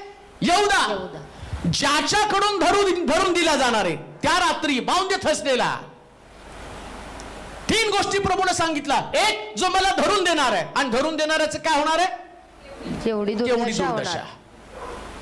राहिलेले 10, 11 मध्ये तो म्हणतो 10 या 11च्या 11ला चालणीच्या अनुभवात जाणार आहे. एक तर चालला गेला, तो पडला, सैतानाने त्याचा ताबा घेतला, त्याच्याविषयी तो बोलतच नाही. आता राहिले 11, आणि त्या 11 मध्ये तो काय म्हणतो माहिती का? तुम्ही 11 जण चालले जाणार आहे, पण एक मात्र जो आहे ना पेत्रा, तू मात्र विश्वासातनं पडशील याची मला खात्री. का? कारण तू लय चंचल आहे, तुझ्याकडे आवेश खूप आहे, काहीतरी करावंसं वाटतं, धावपळ तू पुष्कळ करतो, पण ज्या वेळेस तुझी परीक्षा होईल ना, आणि कोणाला नाही पण तुलाच, पेत्रालाच का ते आलं हो वधस्तंभाच्या पायथ्याजवळ, तर योहान शेवटपर्यंत होता, असं लिहिलंय, शेवटपर्यंत वधस्तंभाच्या पायथ्याजवळ. पेत्र पळून गेला होता. मग पेत्राच्याच वाटेला असं का आलं की त्या ठिकाणात तो म्हटला तुझी आणि विशेष त्या दिवशी परीक्षा होईल, तुला पण चाललं जाईल. चालत असताना तो म्हटला प्रभूजी तसं होणार नाही, मी तुमच्यावर मरायला तयार आहे. येशू, बाकीचे शिष्य कोणी बोलले नाही, पण पेत्र उगाच भाव मारायला गेला सगळ्यांसमोर, मी तुमच्या बरोबर मारायला तयार. येशू काय म्हटलं माहिती का? आज रात्री एक गोष्ट घडणार आहे, ज्यावेळेस लोकांसमोर तुम्हाला नाकारशील आणि तू 3दा नाकारल्याशिवाय कोंबडा आरवणारच नाही, आजची सकाळ होणारच नाही, तू 3दा मला नाकारशील. पेत्राचा अहंकार, पेत्राचा गर्व, पेत्राचं आध्यात्मिक प्रौढी, आणि त्या प्रौढीला प्रभूनं तिथंच खंडित केलं आणि त्याला सांगितलं आता 3दा तू नाकारशील तेव्हाच पहाट होणार आहे. मग पेत्राला या गोष्टीचं खूप खंत वाटणार आहे. का? कारण 12 शिष्यांसमोर ज्या डेअरिंगने तो बोलला ना, मी तुम्हाला सोडून जाणारच नाही, आणि नेमकं आता त्याची परीक्षा तो सोडून गेला.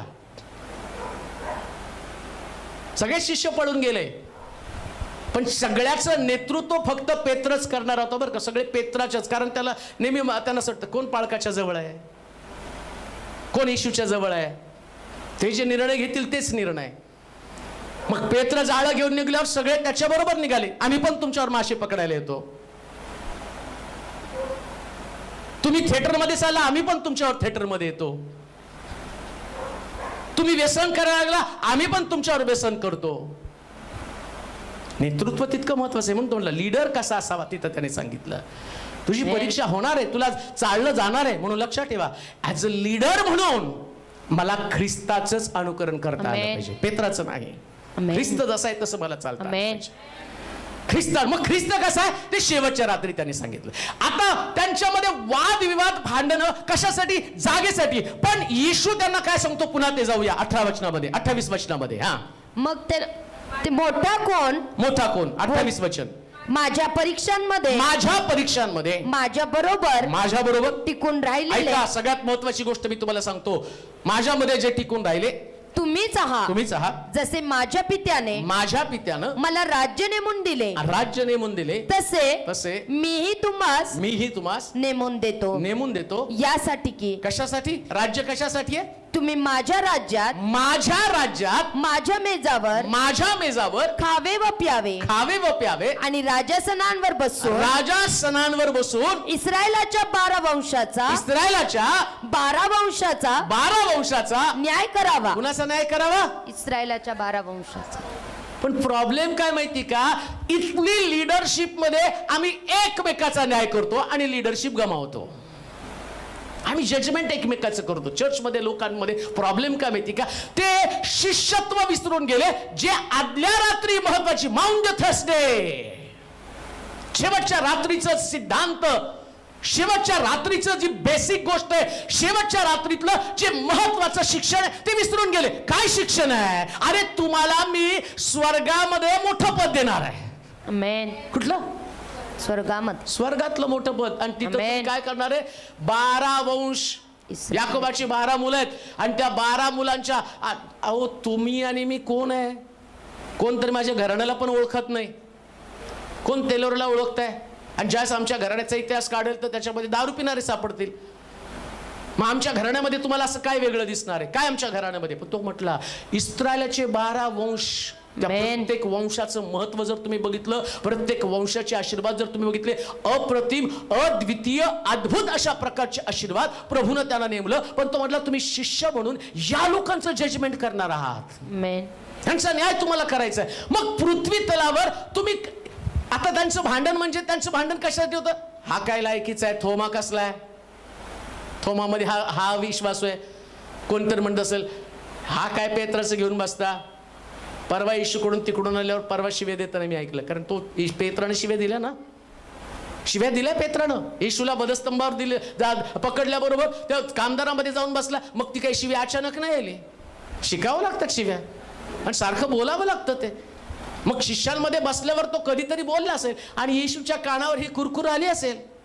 ते असे म्हटले त्याचं काय, तो त्याला कसं काय त्या पदावर, त्याला कसं त्या पदावरती. तो म्हटलं अरे राव, एवढा खजिनदार, काय प्रभूचं डोकं फिरलं काय, चोर आहे ना तो.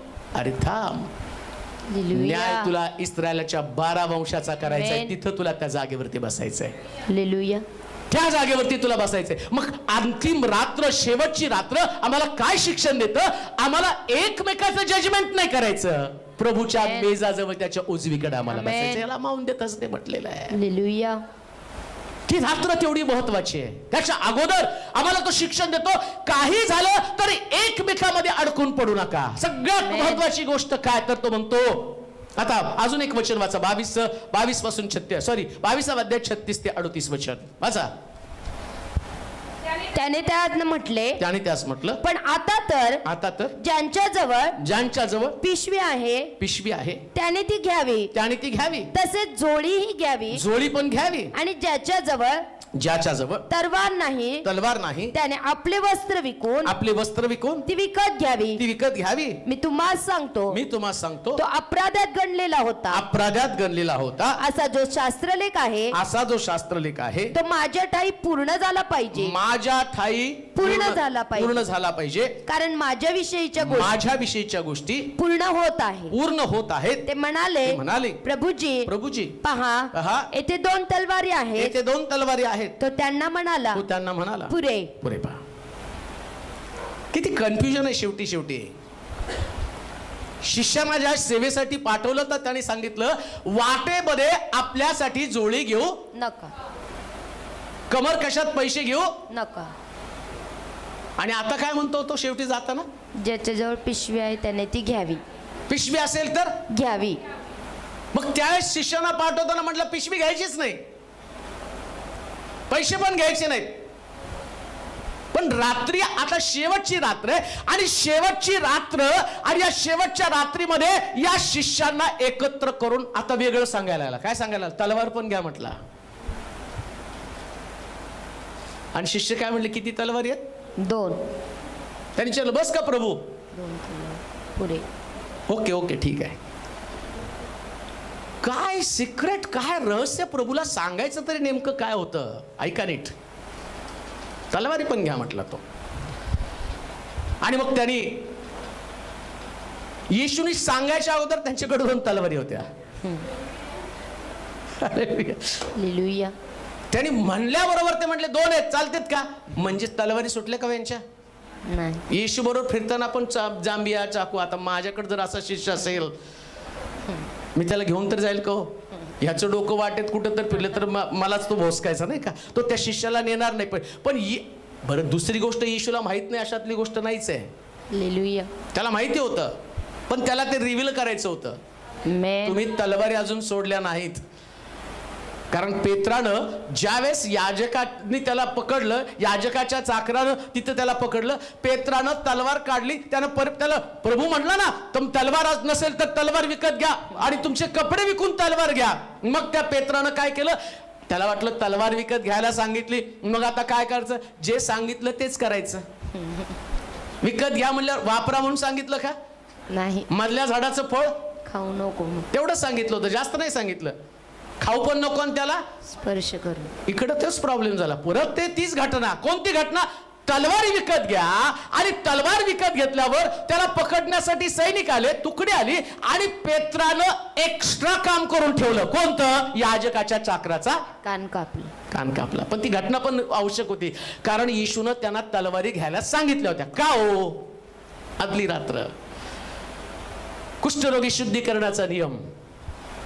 ज्याला कुष्ठरोग झाला त्याच्या उजव्या कानाच्या पाळीला कोकऱ्याचं रक्त लावायचं उजव्या हाताच्या अंगठ्याला आणि उजव्या पायाच्या बोटाला त्या कोकऱ्याचं रक्त लागलं पाहिजे. आता काय झालं, इकडं यानं तलवारीनं कान कापला आणि तो म्हणतो शास्त्रात लिहिल्याप्रमाणे. असाच शब्द आहे ना, वाचा बरं ते काय शब्द आहे.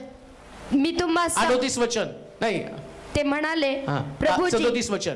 मी तुम्हाला सांगतो, मी तुम्हाला सांगतो, तो अपराधात गणलेला होता, अपराधात गणलेला होता. असा जो शास्त्रलेख आहे तो माझ्या ठाई पूर्ण झाला पाहिजे. शास्त्रलेख माझ्या ठाई पूर्ण झाला पाहिजे. कोणता शास्त्रलेख? शुद्धीकरणाच्या नियमासंबंधीचा शास्त्रलेख पूर्ण व्हायला पाहिजे. तर तलवारीची गरज आहे. तलवारीनं कान कापला. कान कापल्याबरोबर इकडं काय केलं, येशूनं याजकाच्या चाकराचा कान हातामध्ये घेतला, परत कानावरती लागला, पाळीला रक्त लागलं, अंगठ्याला रक्त लागलं, बोटाला रक्त लागलं आणि कुष्ठरोगी शुद्ध झाला. मनुष्याच्या पापाची क्षमा झाली. म्हणून त्या रात्री त्यानं काय केलं म्हटलं, तलवारी विकत घ्या. कशासाठी? नियम करण्यासाठी. आता कोणती तलवार आहे माहिती का? देवाचं वचन तलवार आहे. हे वचनाची तलवार आम्हाला घेऊन जावं. कशासाठी? शास्त्रलेख पूर्ण होण्यासाठी. तो तलवारी सांगतो. तलवारी यांच्याकडे होत्या. येशूनं काय म्हटलं, परत वाचा, तलवार विकत घ्या. त्याने त्याला म्हटलं, पण आता तर ज्यांच्याजवळ पिशवी आहे त्याने ती घ्यावी, तसेच जोळीही घ्यावी, जोळी पण घ्यावी. आणि ज्याच्याजवळ तलवार नाही त्याने आपले वस्त्र विकून ती विकत घ्यावी. त्यानं तलवार विकत घ्यावी म्हटली आणि 2 तलवारी घेतल्या. हे किती तलवारी म्हटले आणि येशूने किती सांगितली? तुम्हाला एकच तलवार घ्यायची. एक बायबल. काही लोकांकडे ही एक तलवार आहे, स्वतःची जिभेची एक तलवार आहे. देवाचं वचन पण आहे आणि दुसरं तोंड पण आहे आणि तोंडानं पण घात करतात, वचनानं पण घात करतात. तर बायबल काय सांगतं, तुमची वस्त्र विकून तुम्हाला तलवार घ्यायची. 2 तलवार, एकच तलवार. आणि ते देवाचं वचन ही तलवार आहे, ते घेऊन तुम्हाला जायचंय. आमेन. आता दुसरा भाग तुम्हाला त्यातला सांगतो. शिष्याला पाठवताना म्हटलं, तुम्ही या वाटेत आपल्यासाठी जोळी घेऊ नका, पण आता मी चाललोय, मी मरणार आहे. आता शिष्यांसमोर मोठा प्रश्न, तो गेल्यावर आमचं कसं होणार? मग येशूनं त्यांना पाठवताना सेवेच्या सुरुवातीला त्यांना सांगितलं, कमर कशात पैसे घेऊ नका, वाटेसाठी जोडणा घेऊ नका. मिनिस्ट्री करताना तो म्हटलं, असंच जा, जोळी घ्यायची नाही. मग आता 3.5 वर्ष त्यांनी सेवा केली. आता सेवा केल्यावर तो काय म्हटलं माहिती का, पिशवी पण घ्या आणि जोळी पण. मग त्यांनी शिष्यांना त्याच्या अगोदर एक विचारलं, सगळं इथं नाही, वेगवेगळ्या अध्यायात, वेगवेगळ्या पुस्तकांमध्ये, लूक, मत्तय, मार्क, आता आपल्याकडे तेवढा वेळ नाही, पण त्यांनी विचारलं, तुम्ही 3.5 वर्ष सेवा केली, या सेवेत तुम्हाला काही कमी पडलं का? मी तुम्हाला जोळी घेऊ नका म्हटलं होतं, वाहना घालू नका म्हटलं होतं, कमर कशात पैसे घेऊ नका म्हटलं होतं, तुम्हाला काही कमी पडलं का? ते म्हणले, प्रभूजी नाही, आम्हाला नाही कमी पडलं. मग आता तो काय म्हटला, आता मिनिस्ट्रीचा दुसरा टप्पा, या दुसऱ्या टप्प्यामध्ये तुम्ही रिकामी होता, पण आता मिनिस्ट्री करताना प्रभू तुम्हाला भरणार आहे. आता तुम्हाला भरणार आहे. मग तुम्हाला पिशवी पण घ्यायची आणि जोळी पण घ्या. मग तो शिष्याना सांगतो, आता दिलं तर घ्या, तुम्हाला ते देतील ना तर घ्या, कारण आता मी तुमच्या बरोबर नाही, मी तुमच्यावर मी आता मी मरणार आहे. आता इथून पुढे मी तुम्हाला दिसणार नाही, पण तुमची जोळी जी मी तुम्हाला दिलेली आहे, मी जी तुम्हाला घ्यायला सांगितली होती, आता त्या झोळीमध्ये माझ्यानंतर लोक तुम्हाला द्यायला सुरुवात करतील. आमेन. मरण्याच्या अगोदर सुद्धा त्याला शिष्यांचीच काळजी आहे. हालेलुया. मरणार आहे पण त्याचं सारं लक्ष शिष्यांकडे लागलेलं आहे. वधस्तंभात जाणार आहे पण सारं कॉन्सन्ट्रेशन, सारं लक्ष कुठं, तर प्रभू येशू ख्रिस्ताचं त्याच्या शिष्यांकडे लागलं. आणि काय त्याची काळजी की यांचं पुढे भविष्यामध्ये कसं होणार आहे. आणि मग आम्ही पाहतो त्यानं म्हटलं, कमर कशामध्ये काय काय म्हटलं त्यांनी, ज्यांच्याजवळ पिशवी आहे त्याने ती घ्यावी, तसेच जोळीही घ्यावी, जोळी पण घ्यावी. आणि ज्यांच्याजवळ तलवार नाही त्याने आपले वस्त्र विकून. हा, म्हणजे ज्याच्याकडे बायबल नाही त्यांनी काय केलं पाहिजे, वस्त्र विकून. ज्याच्याकडे बायबल नाही, शिष्यांकडं आदल्या रात्री त्यानं काय सांगितलं माहिती का, प्रत्येकाचं पर्सनल असलं पाहिजे. माऊन देतच दे. हालेलुया. ही तलवार तुमच्याकडे असली पाहिजे. आमेन. ही तलवार तुमच्याकडे असली पाहिजे. आमेन. मग आज प्रश्न तोच आहे. 2000 वर्षापूर्वी त्यानं सांगितलेली गोष्ट आज किती शिष्यांकडे त्यांची स्वतःची तलवार आहे. फार वाक्य फार सुंदर वापरलं. तुम्ही काय विका, वस्त्र विकून ती विकत घ्यावी. म्हणजे काय हो, एखाद्या वेळेस कपडे कमी असले तरी चालेल, पण बायबल असलं पाहिजे. कपडे घेऊ नका. तो जो बोलतो ना तो सिक्रेट गुपित बोलतो. एखादा ड्रेस क्रिसमसला कमी, वाढदिवसाला कमी, पण तुमच्याकडे तलवार असलीच पाहिजे. हेला म्हटलेले माउंड द थर्सडे, म्हणजेच त्याला दिलेली शेवटची आज्ञा, शेवटची कमांडमेंट, शेवटचं आज्ञा, आणि त्या रात्री शिकवली गेलेली. पण आज जर तुम्ही चर्च मध्ये गेले तर लोक पिकनिकला गेल्यासारखेच जातात. मग कुठला माउंड द थर्सडे? कसं म्हणू शकतो माउंड द थर्सडे? आणि लोकांना असं वाटतं पाळक सांगतात ते फक्त ऐकायचं असतं. पाळक सांगतो तर ऐकायचं नसतं, ते खरंच आहे का वचनामध्ये बघायचं असतं. त्याच्यासाठी बायबल आहे. हालेलुया. बायबल असलं पाहिजे प्रत्येकाचं स्वतःकडे, कारण ते माउंड द थर्सडेला त्याचं महत्व आहे. तुमच्या लेकरांकडे, शिष्यांकडे, निवडलेल्या लोकांकडे हे असलं पाहिजे. हे सगळ्या गोष्टी त्यांना सांगितल्या. पण मुख्य त्यातला भाग काय माहिती का? आता मुख्य भाग ज्याच्याकडे आम्ही येणार आहोत ते प्रबोधन. शेवटच्या रात्री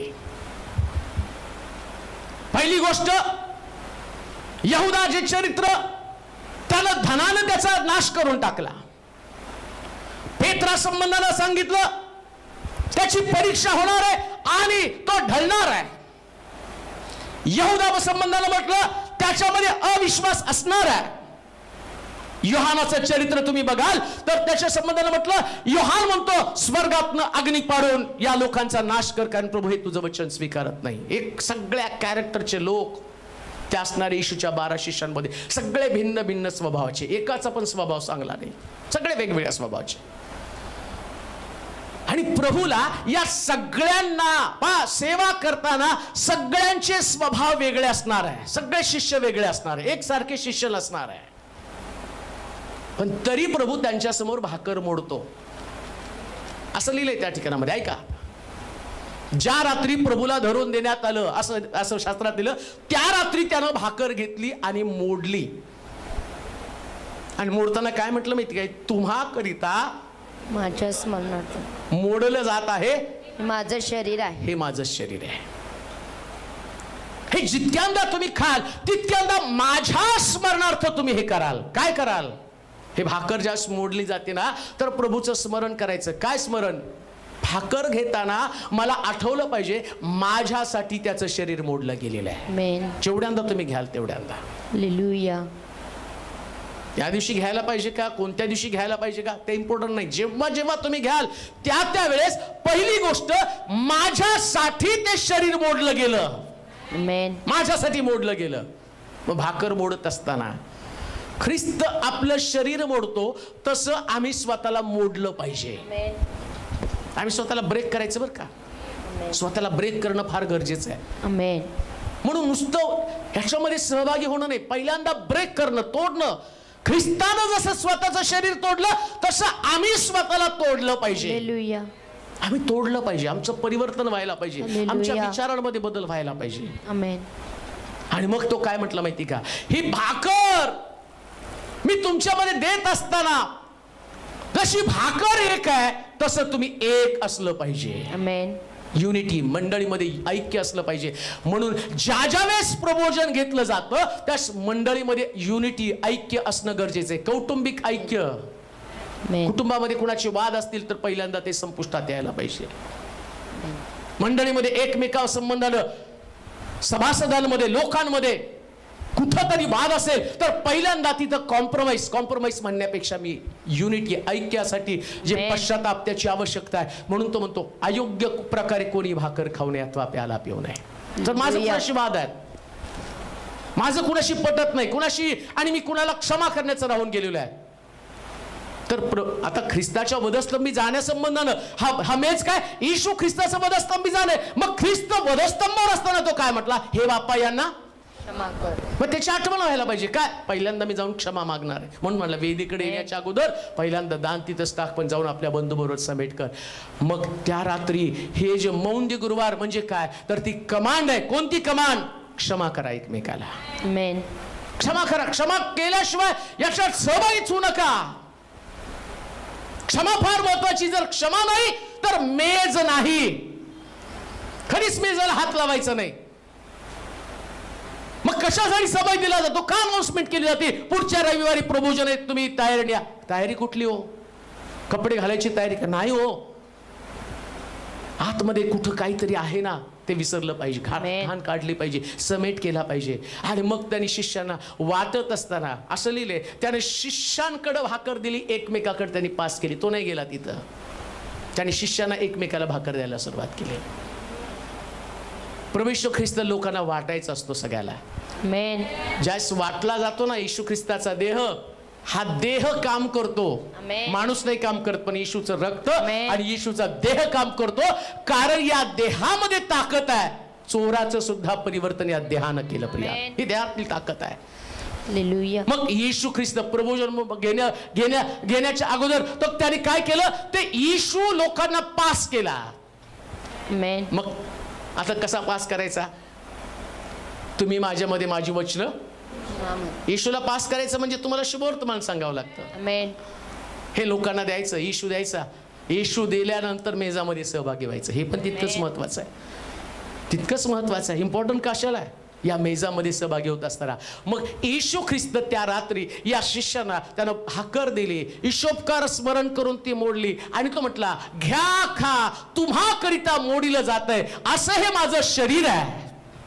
मग भोजन झाल्यावर त्यानं प्याला घेऊन तसंच करून म्हटलं, आता काय का, तुम्हाकरिता व बहुतांकरिता ओतिलं जात आहे, असं हे माझं. भाकर देताना काय म्हटलं, तुम्हाकरता मोडलं जात आहे असं माझं. आणि द्राक्षरस देताना काय म्हटलं, माझ्या रक्ताने तुम्हाकरिता आणि बहुतान. जसा तुमचा अधिकार आहे ना, तसा जगातल्या प्रत्येक व्यक्तीचा पाप क्षमा मिळवण्याचा अधिकार येशूच्या रक्तावरती आहे. सगळ्याला येशूच्या रक्तापासून सुटकेचा अधिकार आहे. का असं म्हणावं लागलं त्याला, जाणून घ्या, सिक्रेट जाणून घ्या, रहस्य जाणून घ्या. तुम्हाकरिता ओतिलं जात आहे, बहुतांकरिता. मग तो थोमा असेल, त्याच्यामध्ये अविश्वास असेल, पेत्र नाकारणार असेल. म्हणून मी तुम्हाला कॅरेक्टर सांगितले सुरुवातीला, योहानामध्ये राग आहे, पण तो मी त्याच्यासाठी पण रक्त सांडलं, त्याचं परिवर्तन माझं रक्त करेल. आता तो रागात असेल, आता त्याच्यामध्ये अविश्वास असेल, आता तो व्यसनी असेल. म्हणजे व्यसनी लोकांनी घेऊ नये, पण प्रभूचं रक्त त्याला बदलणार आहे. हे एक प्रकारचं अभिवचन प्रभू आम्हाला देत आहे. बदलण्याची ताकद प्रत्येकाला आहे. मग तो आठवण काय करून देतो, हे तुमच्यासाठी ओतलंच, पण बहुतांकरिता. म्हणजे म्हणून मी ते सांगत असतो ना, आता हा मेज घेतलाय तुम्ही, पण मेज घेतल्यावर जे या मेजात सहभागी होत नाही, तो म्हणतो ना बहुतांकरिता, म्हणजे ज्यांनी अजून सहभागी झाले नाहीत त्यांना मेजाकडे आणणं. हा मौल्य गुरुवार मधलं सिद्धांत शिक्षण आहे. तुम्ही काय केलं पाहिजे, ही भाकर खायची, हा प्याला प्यायचा. आणि जे लोक मेजामध्ये सहभागी नाही, असं लिहिलंय तिथं, जो कोणी या भाकरीतनं खात नाही, प्याल्यातनं पित नाही, त्याला देवाच्या राज्याचा नाहीच आहे वाटा. मौल्य गुरुवारी त्यांनी सांगितलं कमांडमेंट काय, तर कमांडमेंट काय, तुम्हाला पाप क्षमा मिळावी, स्वर्ग राज्य मिळावं, तर स्वर्ग राज्य मिळण्यासाठी तुम्हाला या भाकरीतनं खावं लागणार आणि प्याल्यातनं प्यावं लागेल. म्हणून लक्षात ठेवा, प्रभूचा मेज आपल्या समोर असताना अतिशय प्रामाणिकपणे स्वतःला देवाच्या हातामध्ये सोपवून पहिलं काम करायचं काय माहिती का, येशूच्या रक्ताच्या कडे येण्याच्या अगोदर स्वतःचं शुद्धीकरण करायचं. प्रभूजी ते माहिती मला त्या रात्रीचं रहस्य. तू काही इतकं सहजपणे तो बोलला नाही. तू दुःखी यातनामध्ये असताना, त्रासामध्ये असताना सुद्धा तू स्वतःचं शरीर समजून भाकर मोडली आणि त्या तुझ्या देहाचं मर्म तू शिष्यांना समजावून सांगितलं. आज आम्ही ते देहाचं मर्म ओळखतो. ती भाकर येत असताना इतकं नम्र व्हायचं की प्रभूजी ती भाकर मोडल्यावर यातना आम्हाला व्हायला पाहिजे. अरे येशूचं शरीर मोडलं जातंय. इतकं पीसफुली शांततेने तुम्ही कसं घेऊ शकता की ख्रिस्ताचं शरीर भाकरीच्या रूपानं मोडलं जातंय आणि तुम्ही त्याच पद्धतीने त्याला ग्रहण करता. नाही, त्या दिवसाची आठवण केली पाहिजे. आठवलं पाहिजे ख्रिस्ताचं शरीर कसं मोडलं गेलं, कुशीत कसा भाला भुसकला, डोक्यात कसा काट्यांचा मुकुट घातला, पाठीवरती कसे 39 फटके मारले, कसं शरीर त्याचं रक्त बंबाळ झालं आणि शरीरातनं गळणारं रक्त हा प्याला येत असताना, अहो जसं ख्रिस्ताच्या शरीरातनं रक्ताची धार वाहिली तसं आमच्या डोळ्यातनं अश्रूची धार वाहिली पाहिजे. का? कारण आम्हाला त्याचं स्मरण त्या दिवसाचं झालं पाहिजे आणि तितकं गंभीरपणे आम्ही त्याच्याकडनं घेतलं पाहिजे. ऑर्डिनरी अशा प्रकारचं प्रभुभोजन नसतं. त्या प्रभुभोजनामध्ये प्रभूचं मर्म, त्याचं वधस्तंभाचं मरण याची ताकद तुम्हाला समजली पाहिजे. मग तो प्याला तुमच्याकडे येत असताना तुमच्यामध्ये एक प्रकारची पीस असते. आमेन. आणि तुमचं शुद्धीकरण त्यावेळेस होत असतं की नाही आता वाईट विचार कधीच येणार नाही, आता हृदय कधी घाणेरड्या गोष्टींनी भरणार नाही, आता कधीच वाईट गोष्टीची प्रभूला पसंत आहे जे देवाच्या वचनात सांगितलं ना आवडत नाही अशी गोष्ट मी कधीच करणार नाही, तर प्रभूला पसंत पडणारं जीवन जगणार आहे, हक्क असणार आहे. प्रभूचा मेज आपल्याकडे आहे. आता आपल्या जागेवरती आपण उभं राहूया, डोळे बंद करूया. ज्यांना प्रभूच्या मेजामध्ये सहभागी व्हायचंय, जे लोक बाप्तिस्मा झालेले आहेत, ज्यांना प्रभूच्या मेजामध्ये सहभागी व्हायचे, लक्षात ठेवा बाप्तिस्मा आवश्यक आहे. हे जे बाप्तिस्मा झालेल्या लोकांसाठीच हा मेज असतो, त्यामुळे चुकीच्या पद्धतीने कोणी घ्यायचं नाही. तर ज्यांचा बाप्तिस्मा झाला, ज्यांची तयारी झालेली आहे, असे लोक शांतपणे आपल्या जागेवरती उभे राहतील. आपले डोळे बंद करूया. लोकांना त्यातलं महत्व लक्षात आलेलं नाही, त्याच्यामुळे मंडळाच्या समस्यामध्ये अडचणीमध्ये आहे. चर्च म्हणून ते एकत्र येत आहेत, परंतु त्या ठिकाणामध्ये जास्त पुन्हा लावतो तुला तेच दिसतं जे शिष्यांमध्ये 2022 वर्षापूर्वी दिसतं. आज तुझ्या मेजामध्ये आम्ही सहभागी झालो, परंतु रद्दबंदी करतो प्रभूजी, जसं तुला हवं तसं तू आम्हाला घडव. हे वचन प्रत्येक लोकांपर्यंत पोहोचू दे, यासाठी की प्रभूची अंतिम इच्छा काय, शेवटची इच्छा काय ते त्यांना समजू दे. सेवक या नात्यानं जो कित्ता तू स्वतः आम्हाला घालून दिला, मी व्यक्तिशः प्रार्थना करतो प्रभूजी मला तसंच बनव, तसंच बनव. तशीच नम्रता माझ्या स्वतःमध्ये येऊ दे, आणि तुझी इच्छा आमच्या जीवनामधनं सिद्धी जाऊ दे प्रभूजी. तुझ्या लोकांना ताजतवानं कर. जगात आज सगळीकडे चर्चेत चालू आहेत, तुझ्या वचनातनं शेअरिंग केलं जात आहे, लोक एकत्र आलेले आहेत, परंतु त्या शेवटच्या रात्रीचं महत्व आणि तो संदेश याच्यानं लोकांचे अंतःकरण अस्वस्थ होऊ दे प्रभूजी, आणि त्याच्या बदलाला सुरुवात होऊ दे. धन्यवाद दे, तुझी स्तुती करत तुला गौरव दे. येशूच्या नामात ती प्रार्थना विनवणी म्हणत आहे, आमेन. आता देवाची प्रीती, प्रभू ख्रिस्ताची कृपा, पवित्र आत्म्याची सहभागिता तुम्हा सर्वांबरोबर आता आणि सर्वकाळ राहो. आमेन.